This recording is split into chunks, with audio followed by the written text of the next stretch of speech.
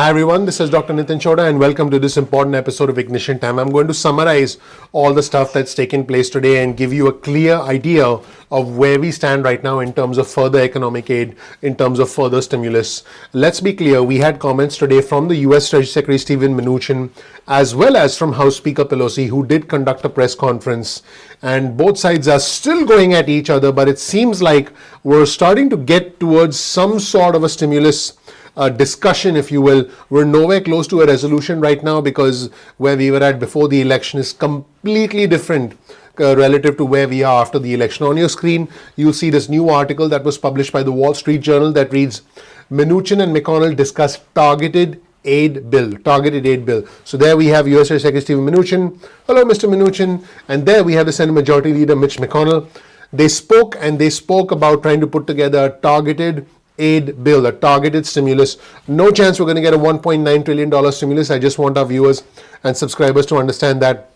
And the Treasury Secretary actually spoke on CNBC earlier today, and he defended not extending the Fed lending programs, and he said that new aid should be redirected to small businesses. In fact, he said that that some money that was essentially allocated as part of the CARES Act for lending to big corporations should be reallocated towards small businesses. Let's take a look at what Mnuchin had to say. Let's roll the tape. Mr. Secretary, why can't you just agree with the Restaurant Act, target some other places that are just hospitality, get this done in the next month? Because you know, as it gets colder, these institutions and these companies, small business, they're all going to close. It's too cold. What can you do for them? Well, you know, I understand that the Democrats didn't want us to do anything before the election because they didn't want to do something that could be helpful to the president. But I had hoped, now that we're past the election, that the Democrats would work with us. Again, during the CARES Act, we had incredible bipartisan support, and we'll be redoubling our efforts to sit down and try to get something done. That's really what's important. And what the economy needs is now more fiscal support. And again, as it relates to these facilities, all we're letting do is the ones that were supposed to expire at the end of the year will expire. The ones that don't, we're renewed. And $500 billion, Jim. You know, we want to go spend that money for people who need it. Well, can you pledge that later today you'll sit down or at least have a dialogue, courteous dialogue, with Speaker Pelosi about trying to get this done? Well, I can tell you Mark Meadows and I will be speaking with Mitch McConnell and Kevin McCarthy this morning, and we are going to come up with a plan to sit down with Pelosi and Schumer and try to get a targeted bill done for the people that really need it. And hopefully the Democrats will work with us, and hopefully that'll get done. Well, I echo your analysis of what happened with Boeing, but it's interesting. I speak with all the executives of the airlines. They need a big Thanksgiving, sir. They need a big one. It's got to put in some money in their coffers. They're losing hundreds of millions of dollars per month. But the lead story in the Journal, CDC calls on nation to avoid holiday travel. I mean, what are we going to do if 2 weeks from now the airlines come back to you and say, you know what, we didn't make it. We need help. Hey, Jim, I will tell you, you know, when we were negotiating the deal, we have enormous bipartisan support for the airline workers. So we were going to spend more money for the airline workers to keep them employed. It's no fault to the airlines that they're shut down because of this.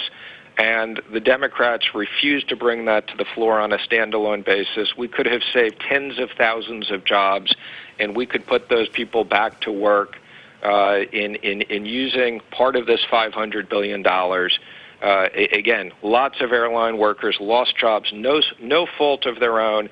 And I can tell you I had lots of calls from both Democrats and Republicans urging us to pass that standalone legislation. Mnuchin said we don't need to buy more corporate bonds. Now, keep in mind, when the United States government buys more corporate bonds, what they're doing is essentially providing money, providing liquidity to companies that now have money to be able to hire employees, that now have money to be able to pay their bills. Because at the end of the day, if a company has money, the company is then able to use that money presumably to buy more goods, presumably to buy more services, invest in expansion, pay rent, pay employees, do all the things that keep the economy running, that keep the economy moving along. Because when one person spends money, that goes to another person, that then gives the other person money to be able to spend. That is essentially how economies run.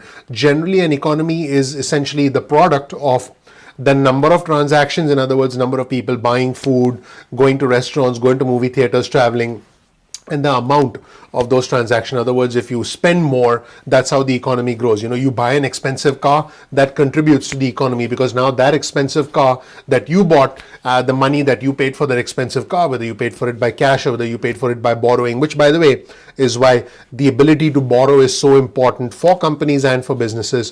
When that large amount of money goes to the car manufacturer, they can now pay their employees, and their employees can now pay their rent, buy food, go out to fancy restaurants. So this essentially is how the whole economy works. And what Treasury Mnuchin said is, we'll be redoubling our efforts to sit down and try to do something else, when he was specifically asked about what happens as far as more stimulus is concerned. In fact, let's take a look at the US Treasury Secretary Mnuchin specifically talking about the efforts for us to continue to have some sort of a stimulus. And let's see what he had to say today. Let's watch. Again, I want to just go back to what the New York Times is talking about. This is a notion that you are hindering President-elect Biden's ability to use the central bank's vast powers to cushion the economic fallout from the virus. I hate to just play politics on you, but that is what the New York Times says, that you are hindering the next president's powers. Not surprising from the New York Times. I've seen other misleading stories from them. It's unfortunate. Again, what I would say is, read the letter that we sent to Powell. It was very clear. Again, we're not trying to hinder anything. What we're trying to do is follow the law as we're supposed to. We extended the facilities. There's been a great success. Let's reappropriate the money. Let's get it done. Secretary Mnuchin, were you surprised that Powell responded not in your favor in a sense, and said, no, we don't want you to do that? Again, I'll let Chair Powell speak for himself. And again, we've had lots of conversations. Again, I think what the Fed has said is that the interpretation of the law is up to us. They weren't in the room. That's not their job. I think as it just relates to the facilities, again, they'd always like to keep things open. And that's why, in deference to them, I kept 4 of the facilities open, even though nobody's going today to a commercial paper facility or money market facility. Right. But they're there in case the Fed needs to use them. And again, we got a lot of firepower left if we need to reopen other facilities with non-CARES funding. Secretary, the municipal liquidity facility in particular, I know those markets are working fine, but the New York MTA needs $12 billion, and they need it fast. Otherwise, they're going to have huge service cuts in an area that contributes, I think, as much as 13% to GDP. I mean, that could be a little scary, couldn't it? How are we going to deal with getting the aid that's needed to these municipalities before there are massive cuts in terms of jobs and or dislocations in the municipal bond market? Well, the MTA has a real revenue problem, obviously. And, the MTA would like to get grants from the government. They really don't want more debt. But again, the MTA can borrow in the market. They've borrowed some money from the facilities. They've borrowed money outside of the facilities. The markets are open for them. And again, I don't expect that to be a problem. But again, let me just say, there is a big difference between grants and loans. And the areas of the economy right now that are really hard hit, like the MTA, they need to work with the state and federal government on how they're going to get grants to go forward. All right, but let's go back to a statement that Chairman Powell put out earlier this week. The Federal Reserve would prefer, this is one in response to what you did. The Federal Reserve would prefer that the full suite of emergency facilities established during the coronavirus pandemic continue to serve their important role as a backstop for our still strained and vulnerable economy. When you spoke with Chairman Powell, did he not articulate this view and suggest that you are ill-advised in the actions that you're taking? He's never said I'm ill-advised in the actions that I'm taking. We've spoken extensively. He understands my view of the congressional intent, and again, I'll let him speak for himself and clarify his remarks. But Chair Powell and I have a very, very close working relationship. And again, I think what people should be focused on, this has been an incredible success. Let's not focus on a couple of facilities that hardly were used, okay? Again, very small use in the Main Street facility, in the municipal facility. And again, Main Street companies need grants. They don't need more loans right now. Now, what's interesting is since that conversation, the U.S. State Secretary Mnuchin sat down with the White House Chief of Staff Mark Meadows, as well as the Senate Majority Leader Mitch McConnell, the key players who will essentially decide where the stimulus policy, where the stimulus negotiations go from the Republican standpoint. He sat down with them and he said that they hoped to, I quote, come up with a plan to sit down with House Speaker Pelosi and Senate Minority Leader Chuck Schumer and try to get a targeted bill done for the people that really need it. We now know where the two sides stand. One side with the U.S. Treasury Secretary Steve Mnuchin, the White House Chief of Staff Mark Meadows, as well as the Senate Majority Leader Mitch McConnell, want a targeted stimulus. The other side, that's House Speaker Pelosi, Senate Minority Leader Chuck Schumer, and Joe Biden want a larger stimulus. Guess what? Unless the Democrats have control of both the House and the Senate, the large stimulus is not going to happen. In fact, the Senate Majority Leader Mitch McConnell did chime in and talk about this today, and he said that untapped federal funds should be used for more COVID relief. He said, and I quote from Senate Majority Leader Mitch McConnell, Congress should repurpose this money towards the kind of urgent, important, and targeted relief measures that Republicans have been trying to pass for months, but which Democrats have repeatedly blocked with all or nothing demands. That's what the Senate Majority Leader Mitch McConnell said today. Now, meanwhile, House Speaker Pelosi did step in and respond, and she called the U.S. Treasury Secretary Mnuchin's decision, I quote, another misguided act of irresponsibility. Yep, she called it a misguided act of irresponsibility, saying that the action would make it more challenging for the next administration to try and shore up the economy and pump up the economy. She said, and I quote, they want to impede the ability of the next administration to have everything available to them. That's what House Speaker Pelosi said. Some pretty explosive comments that are flying from both sides, if you will. Not to mention all the election, the election voter fraud stuff that's been going on. I wonder if we're living in an alternate reality. But let's take a look at the comments from the House Speaker Nancy Pelosi. I want you to watch and judge for yourself. Let's roll the tape. Madam Speaker, as you mentioned, businesses are hurting out there, and still there's about 138 million that's allocated in PPP funds that's there, ready, available. Any possibility on releasing some of that money?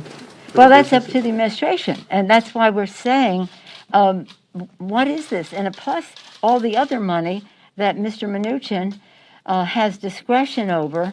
That's for bigger business, but nonetheless, as the Fed has said, so much a part of our economy it's really that's why I referenced Sandy Hook. Forget about it. That's why I referenced George Floyd. Let's just move on. People are suffering.